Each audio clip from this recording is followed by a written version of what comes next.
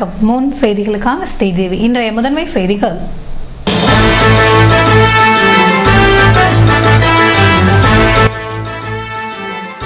புதுவை அரசு மருத்துவமனையில் அதிநவீன சிடி ஸ்கேனர் கருவியை இயக்கி வைத்தார் முதல்வர். பொதுமக்கள் பயன்பாட்டிற்கு அர்ப்பணிப்பு.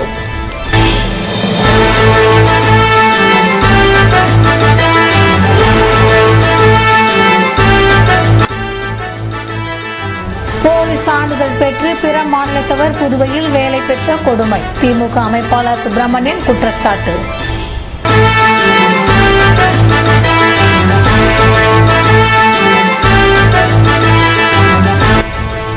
ரத்த தானம் செய்த தன்னார்வர்கள் கௌரவிப்பு. அதிக முறை ரத்தம் வழங்கிய மனிதநேய மக்கள் சேவை இயக்கத்தை முதல்வர் பாராட்டி பரிசளிப்பு.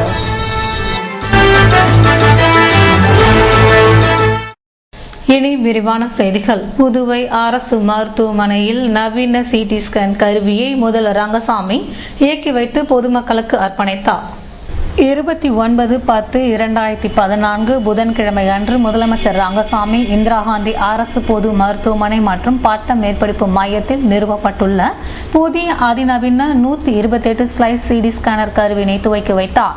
மக்களின் பயன்பாட்டிற்கு அர்ப்பணித்தார். பின்னர் அவர் மருத்துவமனையில் புதிதாக கட்டப்பட்டுள்ள பொது மக்களுக்கான உணவு அருந்தும் கூடம், நரம்பியல் தீவிர சிகிச்சை பிரிவு, மருத்துவமனை ஊழியர்களுக்கான இருசக்கர வாகன நிறுத்தமிடம், புதுப்பிக்கப்பட்ட கோவில் இவை அனைத்தையும் திறந்து வைத்தார். பின்னர் மருத்துவமனையின் கருத்தரங்கு கூடத்தில் நடைபெற்ற தேசிய தன்னார்வ ரத்த தான மாதத்தின் விழாவினை துவக்கி வைத்து முதல்வர் உரையாற்றினார்.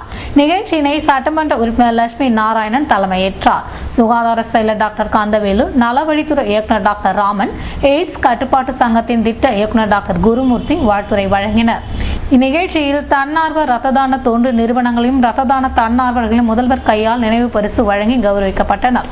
நிகழ்ச்சிகளின் அனைத்து ஏற்பாடுகளையும் மருத்துவ கண்காணிப்பாளர் டாக்டர் மோகன்குமார், ரத்த வங்கியின் தலைவரும் நோய் குறியியல் தலைவருமான டாக்டர் மணி, உள்ளிருப்பு மருத்துவ அதிகாரி டாக்டர் ரகுநாதன், மக்கள் தொடர்பு அதிகாரி டாக்டர் KG ரவி ஆகியோர் செய்திருந்தனர்.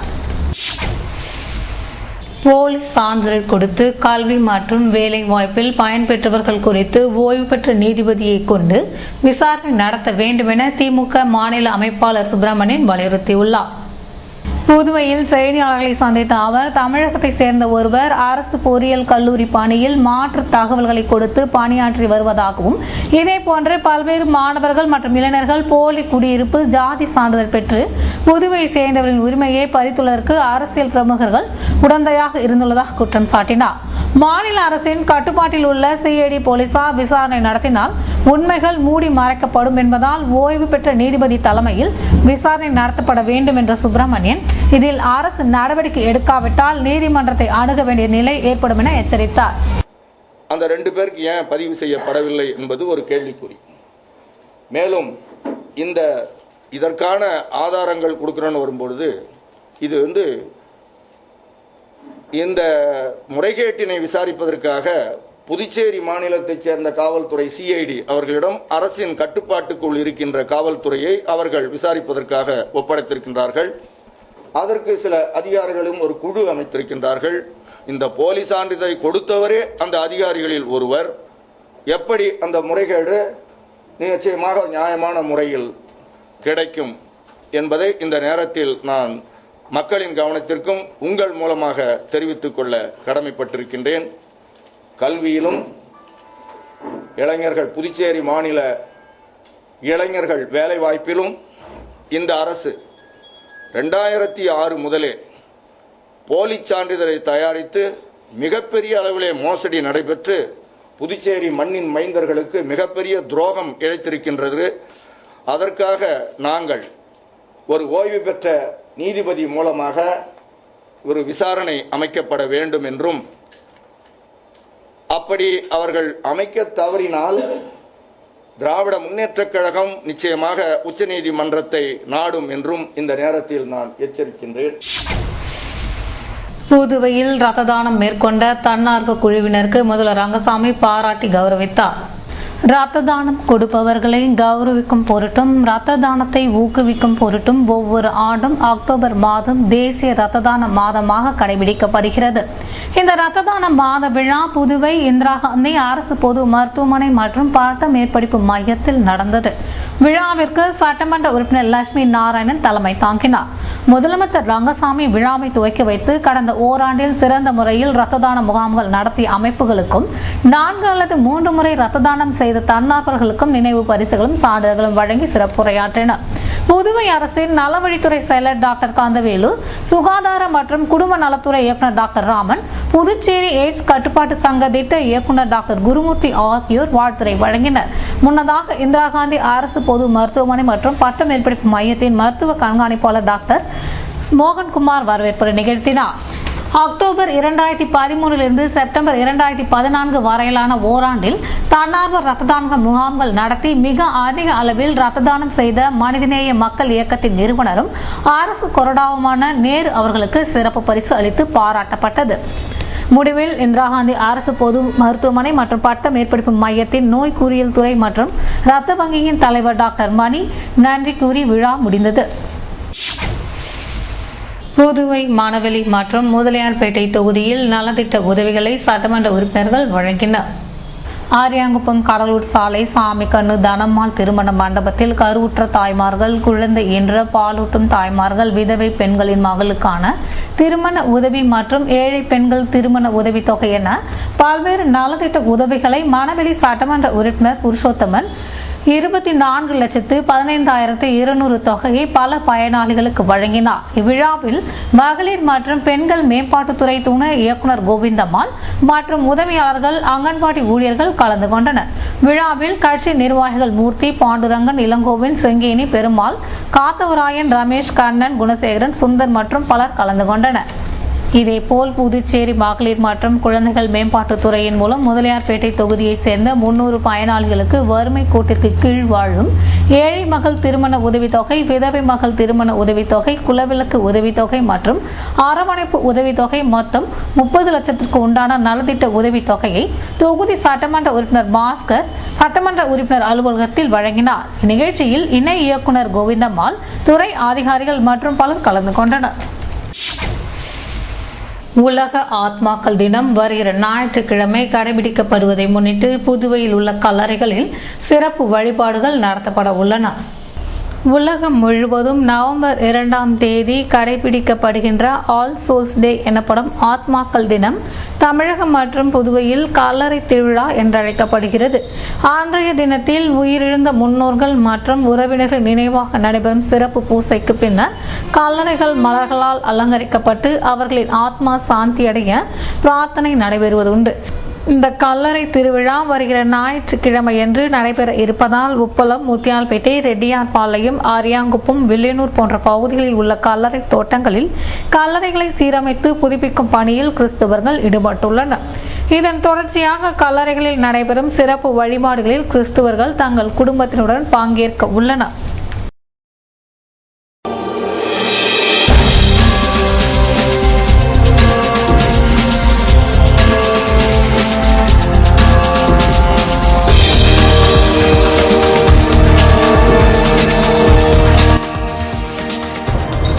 சூரசம்ஹாரத்தை முன்னிட்டு புதுவையில் உள்ள முருகன் கோவில்களில் சிறப்பு பூஜை, ராஜராஜேஸ்வரி கோவிலில் சங்காபிஷேகம்.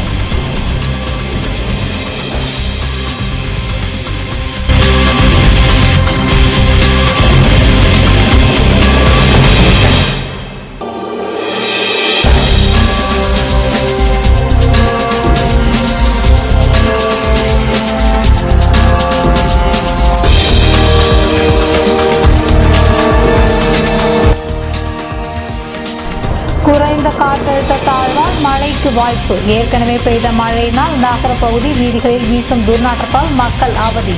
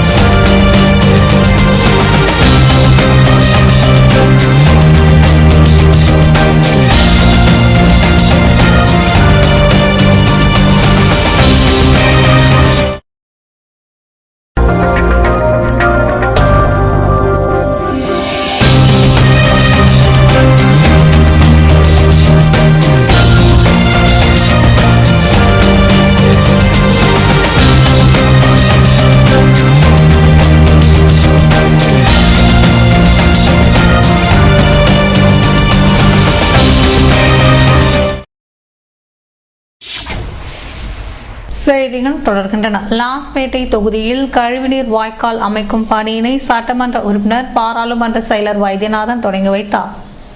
லாஸ்பேட்டை சட்டமன்ற தொகுதிக்குட்பட்ட குறிஞ்சிநகர் விரிவு பகுதியில் முதல் குறுக்கு தெரு, 3ஆம் குறுக்கு தெருக்களில் எல் வடிவ கழிவுநீர் வாய்க்கால் மற்றும் யூ வடிவ கழிவுநீர் வாய்க்கால் ரூபாய் 5,50,000 செலவில் உழவர்கரை நகராட்சி மூலம் மறுசீரமைக்கப்பட உள்ளது.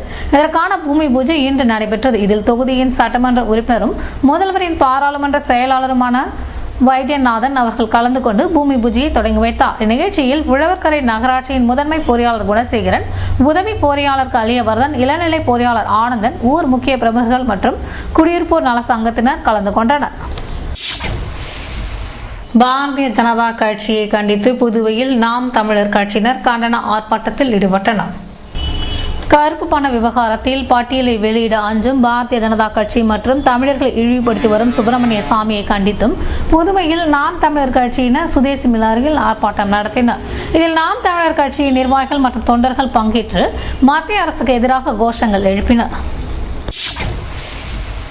புதுவை காவேரி நகர் ராஜேஸ்வரி கோவிலில் நடைபெற்ற சங்காபிஷேகத்தில் பக்தர்கள் கலந்து கொண்டனர். புதுவை ரெட்டியார்பாளையம் காவேரி நகரில் அமைந்திருக்கும் ராஜராஜேஸ்வரி அம்மன் கோவிலில் பாலமுருகனுக்கு கந்த சஷ்டியை முன்னிட்டு 108 வலம்புரி சங்காபிஷேகம் நடைபெற்றது. இதனை முன்னிட்டு நடைபெற்ற சிறப்பு பூஜைகளில் பக்தர்கள் கலந்து கொண்டனர். இதற்கான ஏற்பாடுகளை கோவில் நிர்வாக குழுவினர் மற்றும் பழனி ஆகியோர் செய்திருந்தனர்.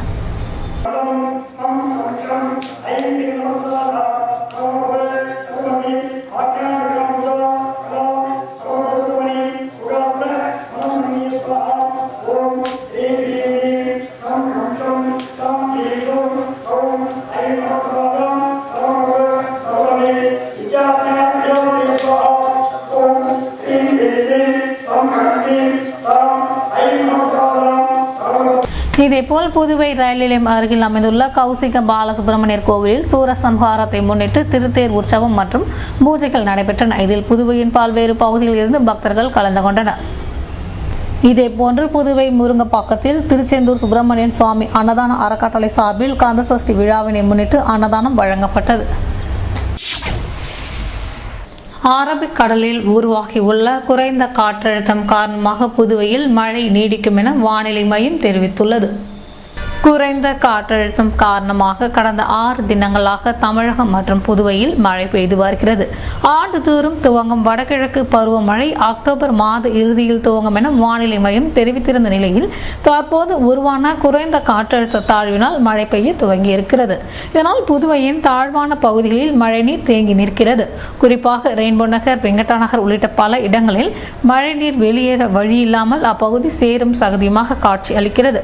கடந்த 6 தினங்கள் லேசாக பெய்த மழைக்கே புதுவை நகர பகுதி அல்லாடி கொண்டிருக்கும் சூழ்நிலையில் இனிவரும் காலங்களில் தொடர் மழையினால் ஏற்படும் பாதிப்பை தடுக்க பொதுப்பணித்துறை விரைவாக நடவடிக்கை எடுக்க வேண்டும் என மக்கள் கோரிக்கை விடுத்துள்ளனர். இதுபோன்ற சூழ்நிலையில் அரபிக்கடலில் உருவாகி உள்ள குறைந்த காற்றழுத்தம் காரணமாக மையம் கொண்டிருப்பதால் 2 தினங்களுக்கு கனமழை நீடிக்கும் என வானிலை மையம் தெரிவித்துள்ளது. நவம்பர் 1ஆம் தேதி புதுச்சேரி விடுதலை நாள் கொண்டாடப்பட இருப்பதை முன்னிட்டு போலீசார் மற்றும் மாணவ மாணவியர் அணிவகுப்பு ஒத்திகையில் ஈடுபட்டனர்.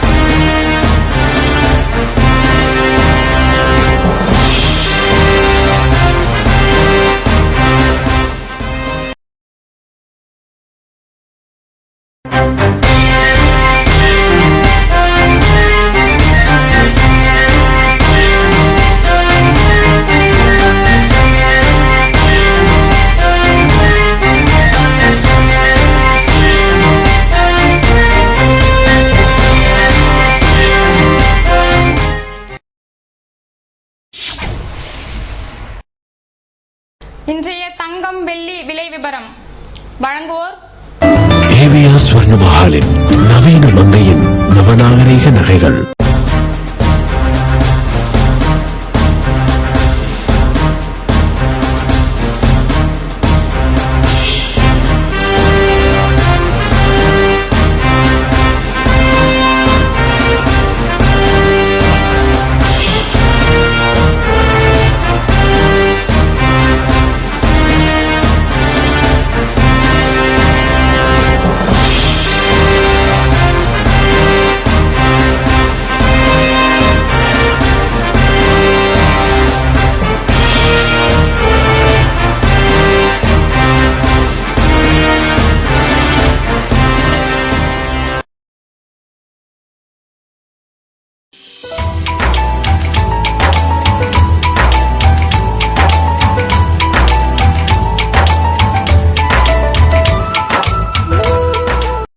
புதுவையில் இன்றைய வெப்பநிலை அதிகபட்சமாக 29 டிகிரி செல்சியஸாக பதிவானது.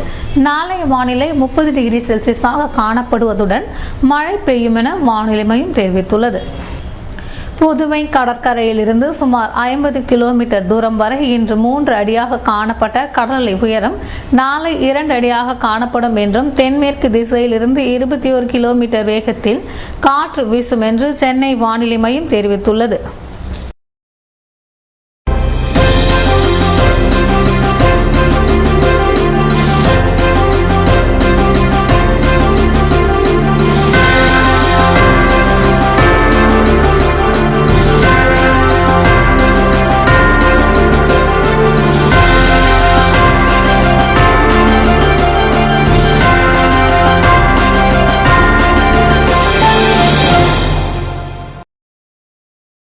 மீண்டும் இன்றைய முதன்மை செய்திகள்.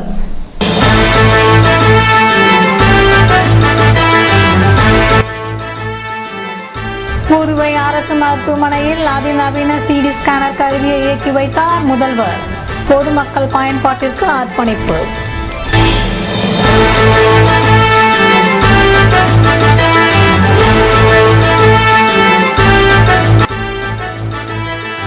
போலி சான்றிதழ் பெற்று பிற மாநிலத்தவர் புதுவையில் வேலை பெற்ற கொடுமை. திமுக அமைப்பாளர் சுப்பிரமணியன் குற்றச்சாட்டு.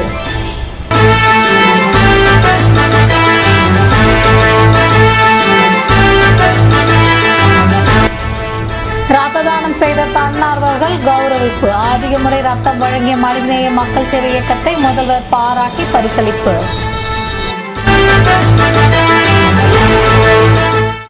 இத்துடன் செய்திகள் நிறைவடைந்தன. வணக்கம்.